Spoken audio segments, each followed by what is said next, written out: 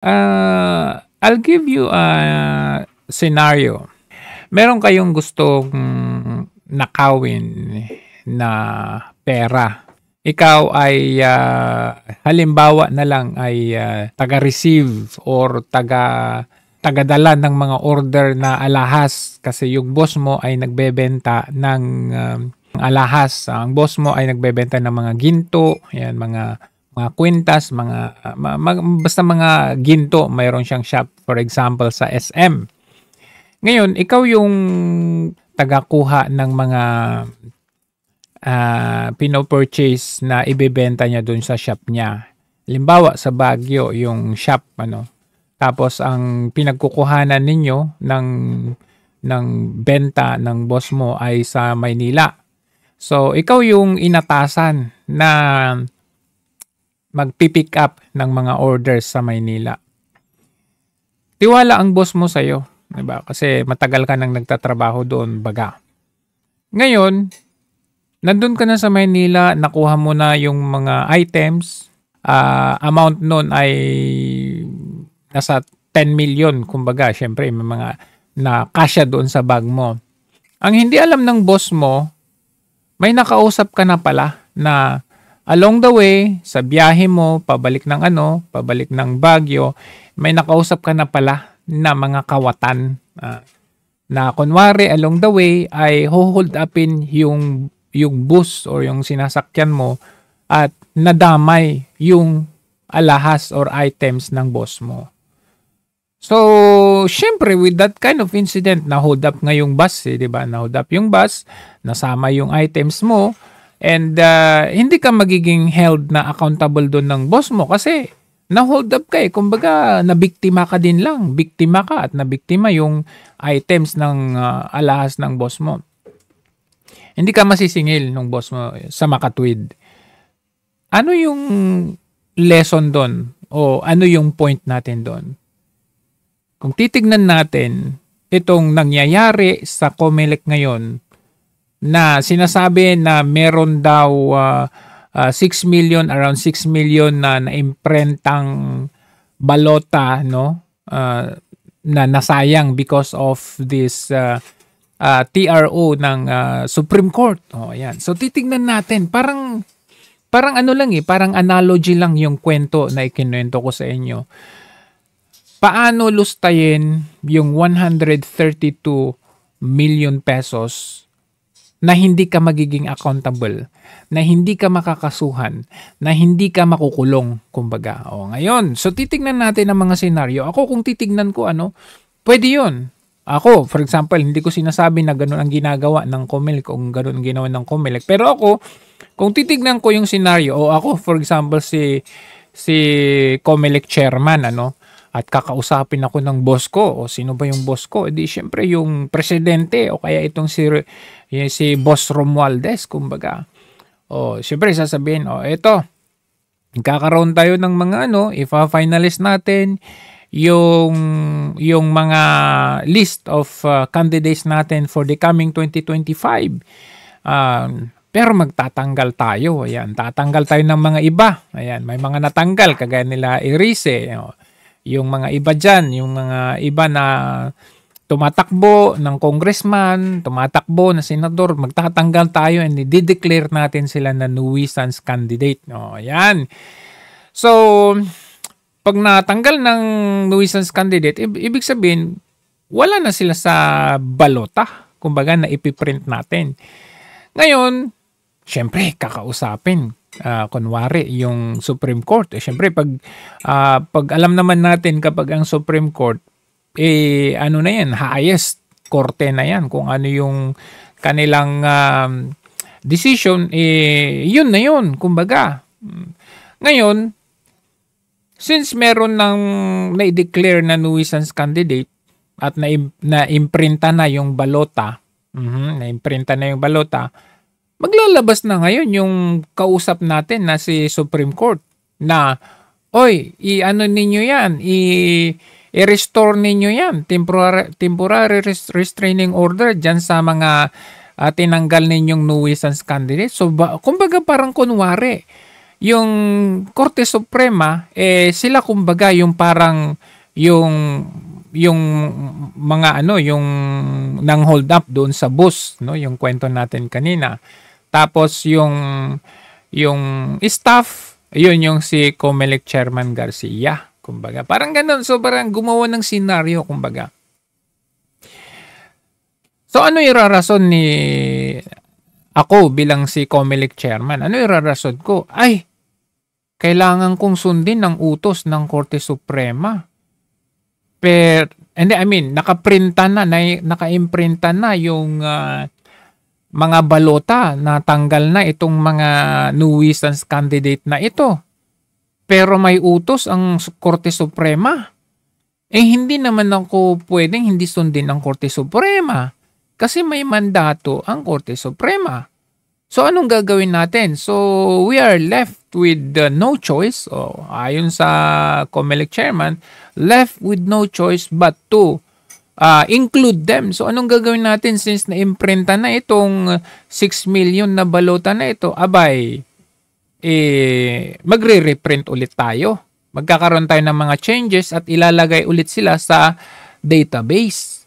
So another gastos ulit yan. Another pera ulit yan. So ang tanong, saan natin ulit kukunin yung 132 million pesos for the new reprinting and recalibrating dito sa mga database dahil mai-include na naman na naging nuisance candidate, i-include na i-restore na yung mga yon. So ganun po kadali. Siyempre hindi naman natin pwedeng sabihin, "Uy, Garcia, saan mo nilustay ang 132 million?" Oy, hindi, Korte Suprema, bakit ganun? Hindi natin pwedeng ano yan kasi nag-decide ang Korte Suprema, nag-decide ang COMELEC Chairman, so wala tayong pwedeng sisihin doon. So sa makatuwid, yung 132 million, kung totoo man yan, yung 132 million na yan talagang nagastos, kung totoo man, I don't know if hindi kasi ako nanonood Baka sabihin nila na hindi, nag-live naman ang COMELEC na nagpiprint sila ng 6 million balota talaga. So hindi ko rin alam kung gaano katotoo na nagprint na talaga o nakapag-print na sila ng around 6 million na balota. So yun.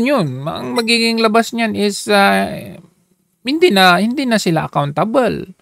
So, another gastos, another pondo, 132 million kung saan natin kukunin yan, yung 132 million na yan. Yun yung ano dyan, yun yung isang pwedeng senaryo na pwedeng nangyari dito sa COMELEC fiasco na ito. Kasi kung tutuusin, pwede naman. Halimbawa, pag nagtanggal ka ng nuisance candidate, pwede mo namang agahan or pwede mo nang, alam mo yung mag-set ka ng date na ito, magtatanggal na tayo until January na lang yung ating pagtatanggal ng mga nuisance candidate at kung meron man kayong i-apila nyo sa Korte Suprema, magbibigay kami ng hanggang ganitong date. Ang nangyari nag-decide ka na, eto na, natanggal na. Hindi man lang sinabi sa publiko kung hindi nag-ingay yung taong bayan. Parang gano'n, alam mo yun, bigla-biglaan na lang. So, immediately, nagtanggal ka ng nuisance candidate. Tapos, syempre, yung mga kandidato ay nag-file ng kanilang apila sa Korte Suprema at pinagbigyan naman sila. Kasi kung tutuusin, this is a waste of time, waste of money. Kung talagang may purpose ang COMELEC na hindi masayang ang pera at time, di sana nag-set ng time and date na eto hanggang ganito na lang po tayo. Ganun. Ngayon, to correlate that with nangyari dito nga kay doon sa kalaban ni Martin Romualdez sa Tacloban na si Nene, Macapil ba yun? Basta si Nene, yung kalaban ni Romualdez. Bakit yun bigla-bigla tinanggal? Na hindi man lang inabisuhan ang taong bayan. Basta na lang tinanggal at sinabi na, hindi, disqualified ito kasi hindi siya butante. Paano nangyari yon?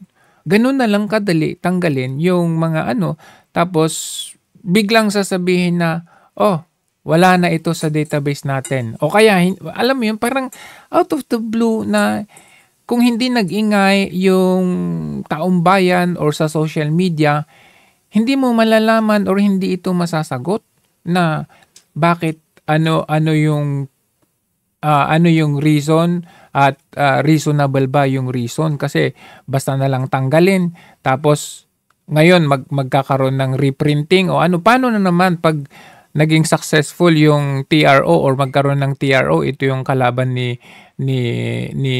Martin Romualdez, edi another reprinting na naman yan, so another gastos na naman.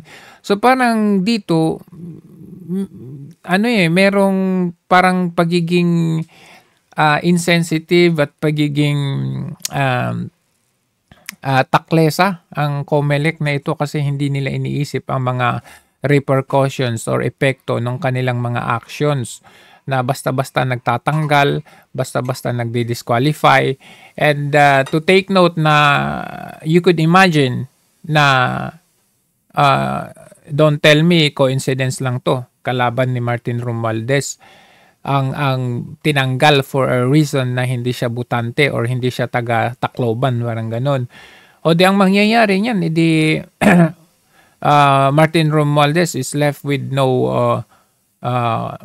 contender, walang kalaban dyan sa Tacloban. So, ano ba yan? Coincidence ba yan? Para manatiling O talagang plano yan? O talagang nasa playbook na yan para manatili as House Speaker, House Speaker ng lower house hanggang sa 2028 dahil siyempre hindi pa naisa sa katuparan ng buong buo ang kanilang plano na gagawin sa kaban ng bayan, okay? Kaban sa ating bansa. So, kung titignan natin, may very big question. Questionable talaga itong nangyari na 132 million na parang nilustay lang, na parang wala lang. Okay? Magre-reprint na lang tayo, magbabaguhin na lang natin yung balota na parang as in nawala lang. So parang merong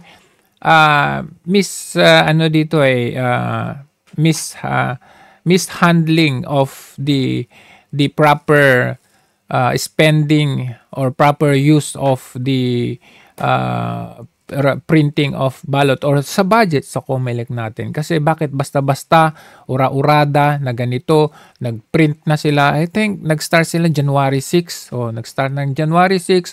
Tapos, may TRO na lumabas. Hindi ba parang somewhat being played out, no? Na nag-print ka agad, tapos may TRO. Ngayon may TRO. Tapos sasabihin, ay sayang yung kailangan nating mag-reprint.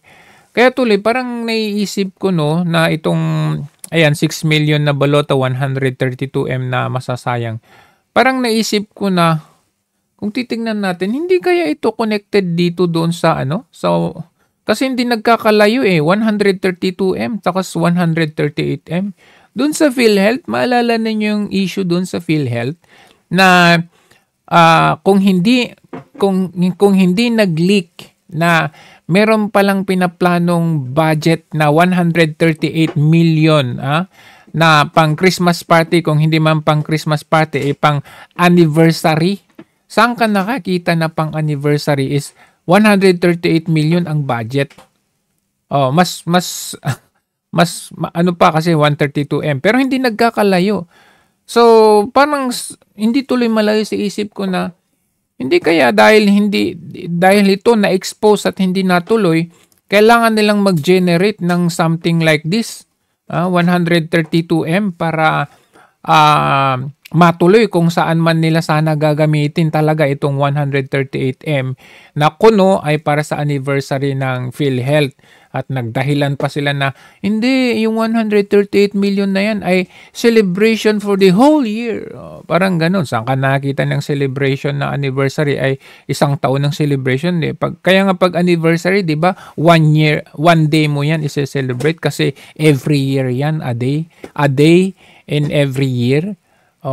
So, ayan, ito na naman, bagong fiasco bagong issue na naman dito sa sa COMELEC, and hindi rin malalayo na ito ay konektado doon sa doon sa ginagawa sa House o doon sa ginawa nila na pagtanggal ng kalaban ni Martin Romualdez sa Tacloban. Siyempre, saan ka nakakita? Hindi, sabing coincidence yan sa dinami-dami ng mga sasabihin na hindi siya botante doon, hindi siya taga Tacloban. Ito talaga si Martin Romualdez na speaker, current speaker of the House. So, ayan, kayo na po ang bahalang mag-research, no? Calling out the others. Kayo na mga nanonood, kayo na mga viewers at mga vloggers din. You can also do your own, yung pagsasaliksikin natin. Ano ba itong 132M? Paano nangyari ito? Kailan na umpisan pinrint ito? At bakit 132M? Bakit tinanggal yung kalaban ni Martin Romualdez? Ano yung correlations ng mga to? Kasi kung titignan natin, di ba napakaan talaga? Nagprint sila kaagad, hindi man lang inantay yung TRO or hindi man lang nagbigay ng abiso at hindi man lang nagbigay ng deadline. Tapos, ang sumunod na nangyari, nag-TRO ang Supreme Court. So, may rason ang COMELEC na para sabihin na okay, masasayang yung 132M. Yung parang ganun ba? Parang wala lang. Pera ng taong bayan yan. Samantala, alam mo yung parang wala lang? Samantalang yung sinasabi nila 125 million confidential funds ni VP Sara, to the point na gagawin nilang grounds for impeachment kay VP Sara, ginawa nilang issue, national issue, buong taon na issue yan kay VP Sara. Tapos ito parang wala lang. Alam mo yun, parang they get out of it easily, na parang wala lang, sayang lang, kasi ganito, may reason naman, may naman yung Korte Suprema, ganito, ganyan. Napakadali sa kanilang gawin ito na they can just get away na so easy na hindi sila accountable. So kayo mismo, isipin ninyo yung mga pasikot-sikot na parang pinaiikot-ikot tayo sa kanilang laro na ito na tinatanga-tanga at binobobo-bobo ang taong bayan